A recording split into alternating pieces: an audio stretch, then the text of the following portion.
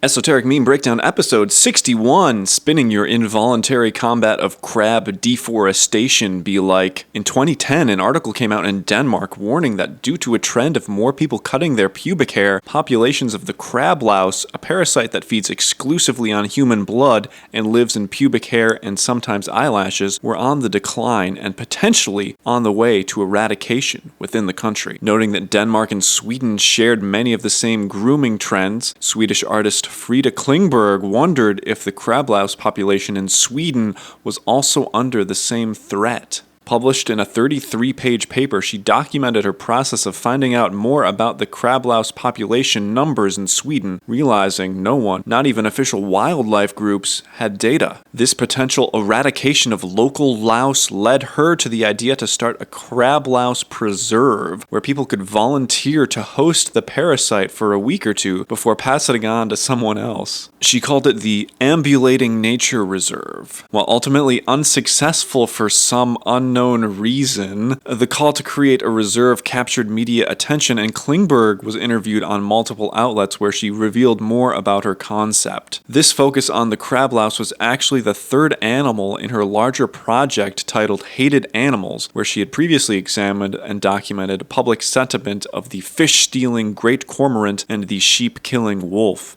hated by Swedish fishermen and farmers respectively. The cormorant, taker of fish from the ocean, is seen in direct competition with fishermen. The wolf, now a cultural icon of Swedish identity, was once seen as a dangerous pest and overhunted to near regional extinction. Now protected, the wolf's population hangs by a thread, and its story shares parallels to that of the crab louse. Klingberg then examines why the wolf is now revered and the crab louse is still reviled within the context of the world's sixth mass extinction event and people's contemporary way of thinking of nature in direct competition to culture. Unrelated to that, this meme also brings to mind Aesop's fable of the fox and the grapes and irrational rationalization, although in this case it's actually for the best. I'll leave you with Frida Klingberg's #1 message to all: let the forest grow. Keep an open mind, indulge your curiosity, and let me know what ectoparasite you'd like me to contract next.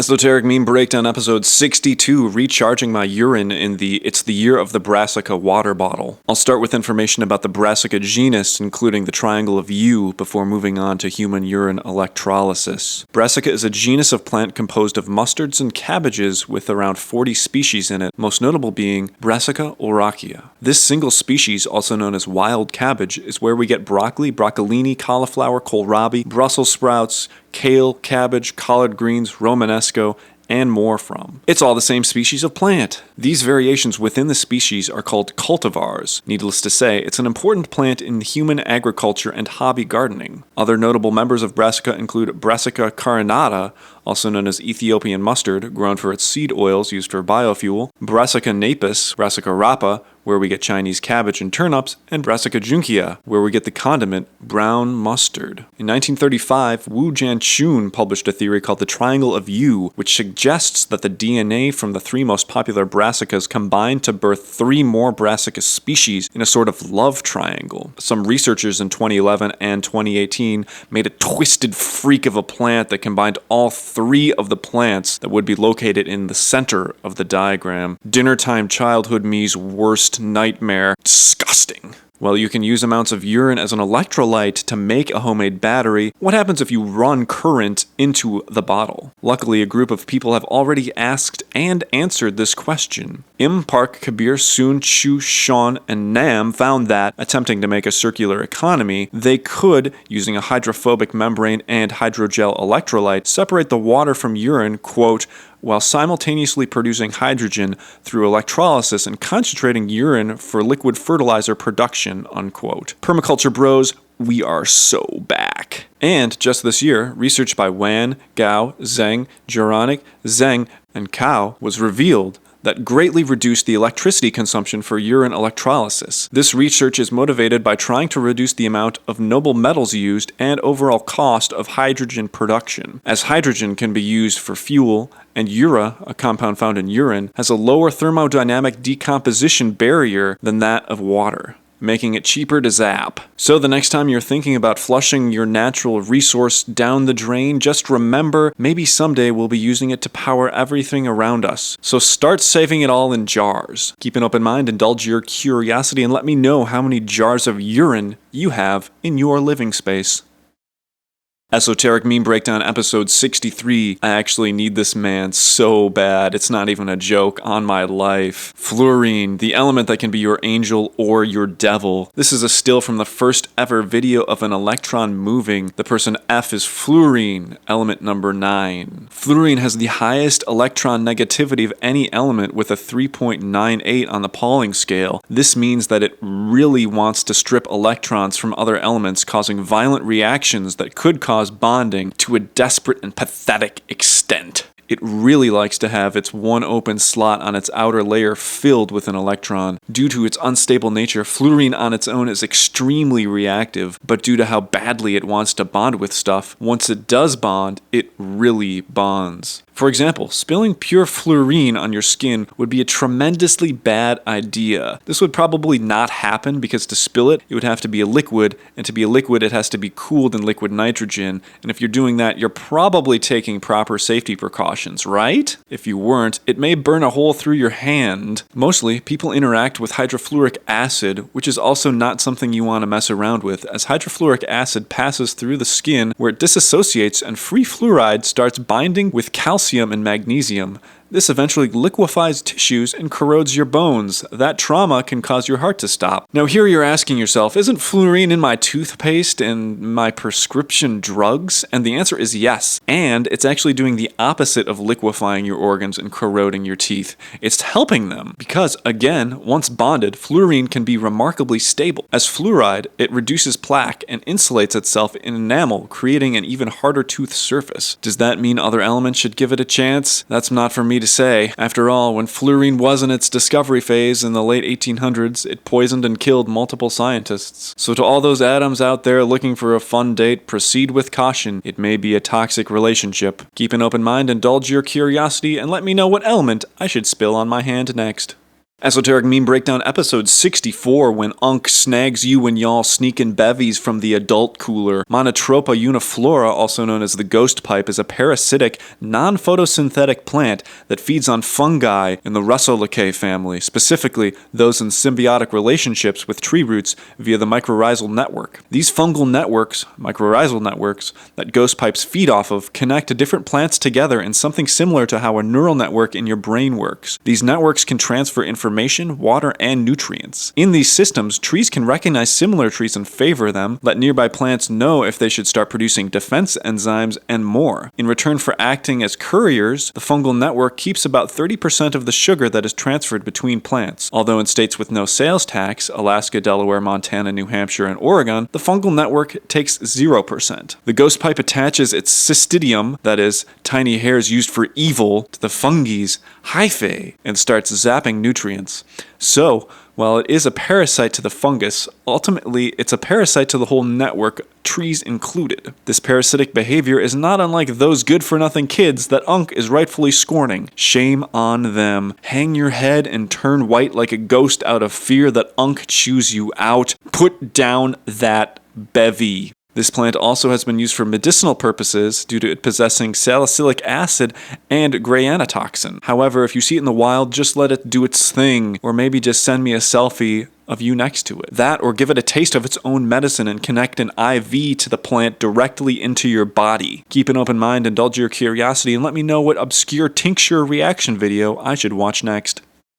Esoteric Meme Breakdown episode 65, only trendhoppers use citranes 22, real ones use B.S.O. The genetic world of edible fruit is complex, so let's start at the beginning. Quark gluon plasma is thought to be one of the first bits of matter to exist. About 13 billion years later, that is 20 million years ago, citrus plants diversified during the Miocene epoch, and there are now 4 original citrus fruits that basically all citrus we eat come from. Mandarins, pomelos, citrons, and kumquats. though it's not that simple. A lemon, the yellow one, is a hybrid between a citron and the bitter orange, and the bitter orange is a hybrid of the mandarin and pomelo. A sweet orange, the kind that people usually eat, is also a cross between the mandarin and pomelo, but this happened differently with a different type of mandarin than the mandarin used to make the bitter orange. Just consult the chart. And we have arrived at the present day, and by that I mean the 1960s. Citrange 22, also called bitters C22 citangerine, bitters, not because it's bitter, but because it's named after Bill Bitters, a professor who spearheaded neat commercial and academic projects related to citrus. C22 is a hybrid of citrus sunkey and swingle trifoliate orange, and can be used as a rootstock or grafted on rootstock as a budwood. It's usually used as a rootstock in commercial operations. It has good tolerance to the tristeza virus, and is a small tree with a pretty decent yield. It has good tolerance for cold weather. I should add that citrus plants are often composed of two different plants grafted together, literally cutting the top off of the rootstock plant and physically shoving a piece of a different plant to the top. Rootstock plants are chosen for their root characteristics, and the budwood is chosen for its fruit. C22 is a niche plant and may be seen to some as too alternative when we still have classics such as B.S.O. B.S.O. stands for bergamot sour orange. This is a well-established species of what we call an orange, but really kinda sorta isn't, and is used for all sorts of stuff besides eating. It's pleasantly aromatic, and its oil can be found in Earl Grey tea and tons of soaps and cosmetics from Calabria, Italy, where it is grown more than anywhere else in the world. If you did want to eat it, it would be pretty sour. It's a cross between a lemon, which is a cross between a bitter orange and citron, and a bitter orange. After all, this plant is also the base of cologne water made by the people who invented cologne all the way back in the early 1700s. So do you stick with the classics, or do you branch out into the newer stock? I mean, there's also nothing stopping someone from using C22 as a rootstock for BSO. They can coexist and perhaps create something even more stunning. Classic meets modern.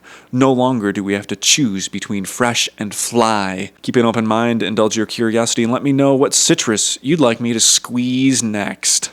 Execute Esoteric Meme Breakdown episode 66 when you're casually hopping around in the pool but you stray into the deep end and your feet don't remember why pre-Columbian North America never developed a robust high-heat metallurgy. The South American mochi culture, as far as we know, was the premier culture doing advanced metalwork, such as electrochemical replacement plating and depletion gilding in the Americas. They existed from around the years 100 to 800 and were perhaps the best metalworkers in the world at that time. Their work was highly detailed and precise, and had knowledge of how to plate objects with gold, make bronze, use furnaces, and more. They also had some wild pottery that often depicted and more things that violate the community standards. Apparently these depictions were not used for erotic purposes, but come on, not erotic probably in the same way that all those Renaissance paintings rich guys commissioned that depicted their naked wives and mistresses painted as characters in biblical stories weren't erotic. That's my opinion, that historians have argued is not aligned with reality though. One of the most important archaeological sites of the Moche culture is the Huayca Rajada site, where the Lord of Sipan was unearthed. In 1987, when the site was discovered, locals, who would often look for and sell ancient artifacts in the agricultural off-season, looted the site, taking numerous artifacts and destroying hundreds of ceramics. When archaeologists showed up to research and excavate the site, the locals protested and police had to be present at all times. One archaeologist even joked to a reporter about wanting to leave in the trunk of the reporter's car so that he wouldn't get rocks thrown at him as he left town. The locals were angry they never saw a piece of the vast wealth that the Peruvian government had claimed. Later, the leader of the looting was shot and killed by a police officer as he fled his home during a raid. His brother, who was also present during the looting, was later expelled from the Peruvian Air Force after being accused of trafficking artifacts. Being that most residents in the area live in poverty, looters were often viewed as folk heroes. It is worth noting that the residents of Sipan, when this looting was taking place, were not descendants from people of the Moche culture. The fact is, no one knows why there is no evidence for high-heat metallurgy in North America, but there are theories. The most prominent of these suggests that, because there were such rich deposits of copper in the Great Lakes area, essentially the best anywhere in the world, straight from the earth, people didn't feel the need to make it better.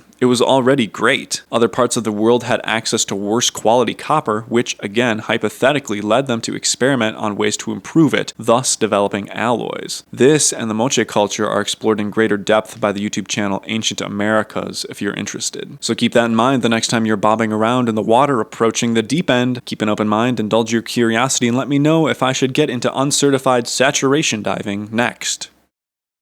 Esoteric Meme Breakdown, episode 6-7. Moving to Las Vegas post-Stellate ganglion block so I may inherit and prosper. Can I get a free download?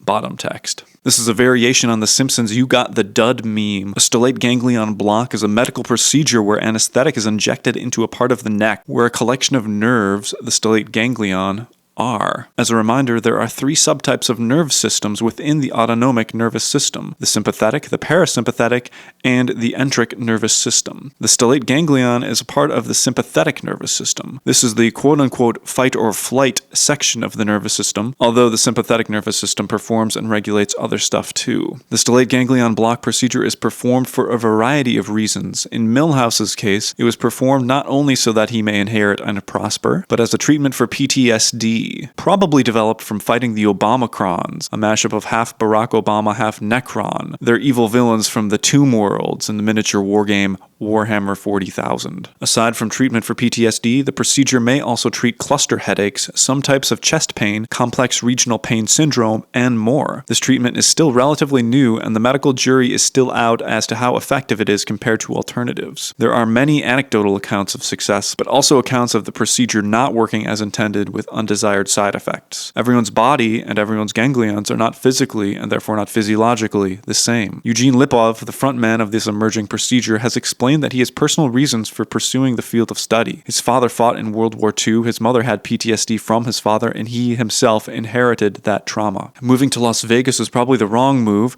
but maybe it's just temporary. Also, this squished and modified white pharaoh meme is taken from the art from a slot machine. If you know who this person is, let me know in the comments. I couldn't find anyone with this exact set of tattoos. Keep an open mind, indulge your curiosity. And who do you think would win in a 1v1? Dud Milhouse or Obamacron? Esoteric Meme Breakdown, episode 68. I'm monitoring the situation. This image was first posted by Imam Esoterica on X. 2 people with 3 names monitor the situation in this epic meme mashup with an Islamic faith twist. Starting from the top, J.D. Vance is not good, according to Plato. Using one's free will is how one can enter heaven. Unfortunately, free will never unlocks, regardless of age. Only Siths deal in absolutes. Also, Plato spent a lot of his time thinking about if there is such a thing as a capital T truth or real truth. These people are emerging from the famous Plato's Cave allegory. Saddam Hussein is hiding there, but he will be found. Normies view the shadows produced by Satan and accept it as the real world. Dunya is the temporal world in Islam, implying there is another eternal world called Akhira. Insincerity will get you nowhere, especially not to wilaya. That means different things to different people within Islam, but think of it as a person who is closer to God, and other people agree that that person is indeed closer. Abdal is a group of saints. Atwad means stake, as in the thing you'd use to pitch your tent. In Islam, this could be referencing Pharaoh's army. Sayyid Qutb was an Egyptian revolutionary who had many ideas and performed exorcisms when he was a kid. He's very influential and very well documented, even though it's been 59 years since he was executed in Cairo. Some in the faith believe Haqiqa al-Muhammadiyya was what was created before everything else, thus is holding up the world. Essentially, some saints and their ilk oversee as people be people, mess and all. It is worth noting that faith in the religious context means choosing to believe in something that there is no evidence for. People generally choose to have faith with varying degrees of success to fill an existential hole in their heart, as those alive now will never have the answers to the big questions people have asked themselves since we evolved to philosophize. Keep an open mind, indulge your curiosity, and let me know if you'd vote J.D. Vance for Wilaya.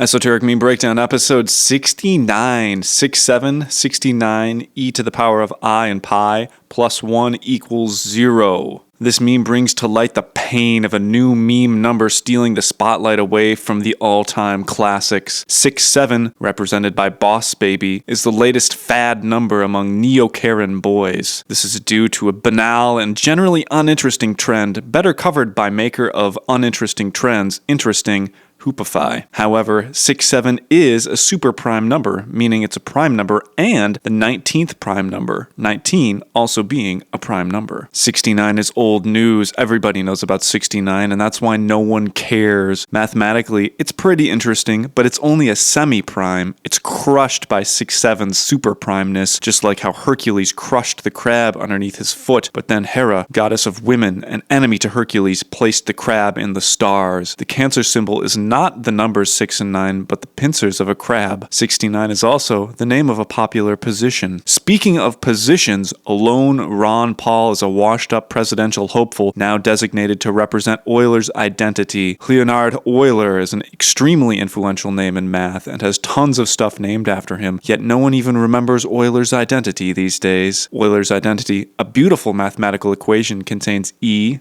Euler's number, I, the imaginary unit equivalent to the square root of -1, pi, the thing stolen from your windowsill, 1, as in the number that you are, 0, as in the number of hoots 3-Pac gives, and sine and cosine. Basically, people like it because it's freaking cool that you can take E, 2.71828, blah blah blah blah blah, a number that goes on forever, smash it in with some stuff about sine and cosine, and pi, another weird and infinite number, add 1 to it, and get a result of 0. What the crap? How is that even possible? I want to find out now. I did find out. Yet kids today would rather talk about 6, 7. Quite frankly, Ron Paul would never stand for an equation originally derived from experimentations on compound interest, something he cares deeply about, to be overshadowed by such a brain rot number. May he soon lay his weary bones to rest, and may the United States education system soon value mathematical appreciation the same way the Swiss valued it 300 years ago. Keep an open mind, indulge your curiosity, and let me know how angry you are that I didn't mention 41 in this video.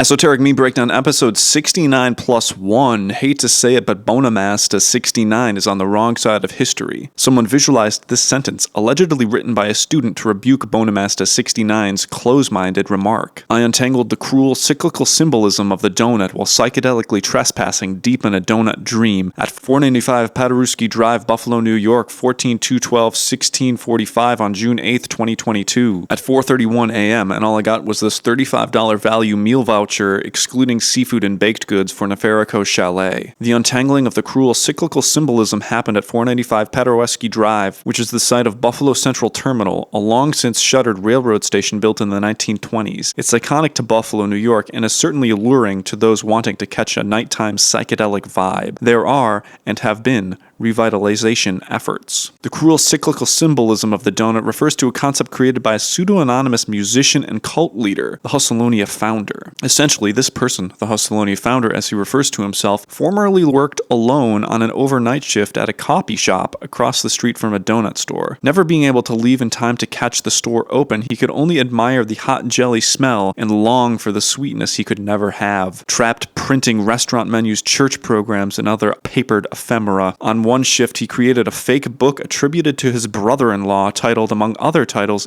Deep in a Donut Dream. Deep in a Donut Dream is to, quote, to be stuck in a circle of obsessive thoughts, sweet thoughts, indulgent thoughts, but unhealthy nonetheless. A marker for his time spent constantly duplicating, taking one document and making stacks of replicas with no real sense of completion or resolution. As he stared into the blackened parking lot, hungry and desperate, it all seemed to tie together, the hopelessness, the strangeness, the desperation, the absurdity, the mind-boggling endlessness of it all. A sweet analogy about the treadmill-esque nature of modern work. This idea is explained in the liner notes of the somewhere between pop and psychedelic rock album titled Deep in a Donut Dream he later created using an experimental recording method called ghost tracking after rediscovering evidence of his time in the print shop. I Now Doth Crazy Go is a song from that album. This specific diagram of the torus could also be a reference to song number 10, I Want to Live on an Abstract Plane. The Hustleonia cult is allegedly owned by Nefarico, makers of luxury soaps and puffy caustic soda flake products. Nefarico Chalet is a soapery and resort operated by Shep Huntley. Hustleonia has over 40 album or EP releases, including such hit albums as Know Your Eastern European Anthems, Dear Hustleonia, Letters from Animals, Mostly Ducks, punk album Satan Among the Sofa Cushions, power pop Fountains of Wayne-esque release Matt Barber Hustleonia and Bat Marber Hustleonia, radio drama album Nefarico Soap Operas, and many, many more. The latest single is It's Just the Microplastics Talking Through Me. The where do I start with listening to the pop music cult question is hard to answer as there's so much. If you're interested, just poke around and read the album descriptions. I like these ones. Keep an open mind, indulge your curiosity, and let me know if you would listen to 5 albums centered around a fictional soap company.